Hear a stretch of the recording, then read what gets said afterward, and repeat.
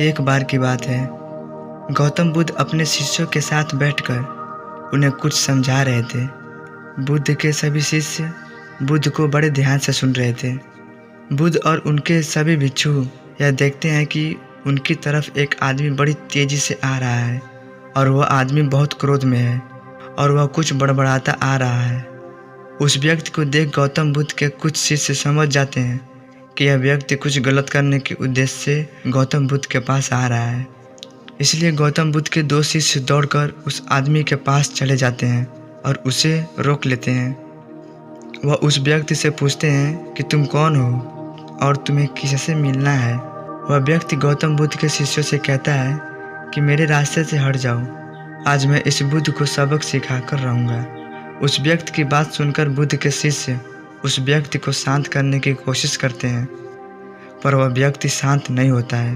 बुद्ध उस व्यक्ति को देखते हैं और मुस्कुराते हैं। फिर अपने शिष्यों से कहते हैं कि मेरे प्रिय भिक्षुओं, उसे आने दो मेरे पास, वह मुझसे कुछ कहना चाहता है।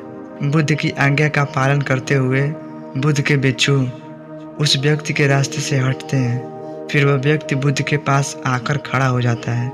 जैसे ही व्यक्ति बुद्ध के पास पहुंचता है, वह बुद्ध को गालियां देना शुरू कर देता है। बुद्ध उस व्यक्ति की गालियां सुनते रहते हैं, परंतु उसे कोई भी उत्तर नहीं देते हैं। बहुत देर तक बुद्ध को गालियां देने के बाद वह व्यक्ति अपने मन में सोचता है कि मेरी गालियों का तो बुद्ध पर कोई भी असर नहीं हो रहा है।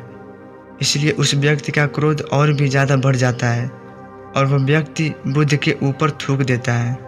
उसके बाद बुद्ध एक कपड़ा उठाकर उस थूक को पोंछ लेते हैं। यह देखकर गौतम बुद्ध के सभी भिक्षुक क्रोध से भर जाते हैं, पर बिना बुद्ध के आज्ञा के कोई भी भिक्षुक अपना क्रोध प्रकट नहीं करता है। वह व्यक्ति दोबारा से बुद्ध के ऊपर थूकता है और बुद्ध दोबारा से एक कपड़ा उठाते हैं और उस थूक को साफ कर लेते हैं।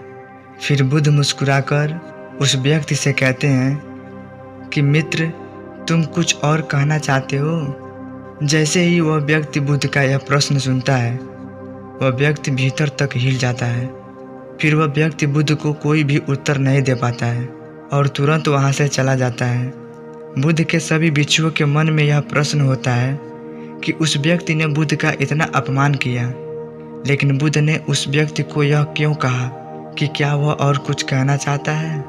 सभी भिक्षुओं में से एक भिक्षु बुद्ध से कहता है कि आपने उस व्यक्ति से यह क्यों कहा कि क्या वह कुछ और कहना चाहता है, जबकि यह तो स्पष्ट था कि वो व्यक्ति यहाँ कुछ कहने नहीं आया था, बल्कि वह तो आपका अपमान करने आया था। वह व्यक्ति बुद्ध का अपमान करके अपने घर तो चला जाता है, लेकिन वो पूरी रात सो नहीं पाता है। उसके मन में सिर्फ यही प्रश्न घूमता रहता है कि मैंने बुद्ध का अपमान किया, उन्हें गालियाँ भी दी, फिर भी उन्होंने मुझसे यह क्यों पूछा कि क्या मैं उनसे कुछ कहना चाहता हूँ, जबकि मैं वहाँ कुछ कहने नहीं बल्कि उनका अपमान करने गया हुआ था। अगले दिन वह व्यक्ति सुबह सुबह जल्दी उठकर बुद्ध के पास चला जाता है और उनकी चरणों में लेट जाता है। बुद्ध के सभी शिष्य उसको देखकर आश्चर्यचकित हो जाते हैं कि जो व्यक्ति कल बुद्ध का अपमान करके गया, आज वह रो रहा है और बुद्ध के चरणों में पड़ा हुआ है। बुद्ध उस व्यक्ति को उठाते हैं और उस व्यक्ति से कहते हैं कि मित्र, क्या तुम कुछ और कहना चाहते हो। इतने में ही बुद्ध का एक भिक्षुक बुद्ध को टोकता है और उनसे पूछता है कि बुद्ध, जब कल यह व्यक्ति आपका अपमान कर रहा था, तब भी आपने यही बात कही थी कि क्या तुम्हें कुछ कहना है, और आज यह व्यक्ति आपके चरणों में पड़ा रो रहा है, आप तब भी यही बात कह रहे हैं। इसका क्या अर्थ है, कृपया हमको समझाइए।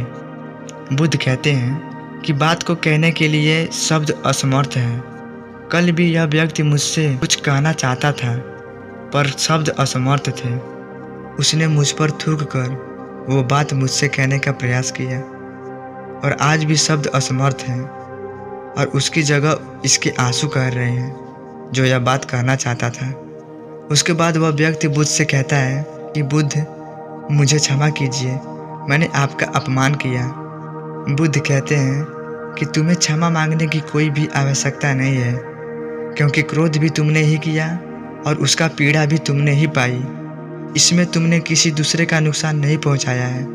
बुद्ध अपने सभी भिक्षुओं और उस व्यक्ति से कहते हैं कि क्रोध जलते हुए अंगारे की तरह है, जिसे हम अपने हाथ में तो पकड़ते हैं किसी और पर फेंकने के लिए, लेकिन हम ये भूल जाते हैं कि सबसे पहले उस अंगारे से खुद का ही हाथ जलता है। तो जीवन में कभी भी क्रोधित होकर किसी भी फैसले को निश्चित नहीं किया जाता है। सोच समझकर किसी भी फैसले तक पहुँचें। अगर वीडियो थोड़ा सा भी अच्छा लगा हो तो लाइक कीजिए और चैनल को सब्सक्राइब कीजिए। धन्यवाद।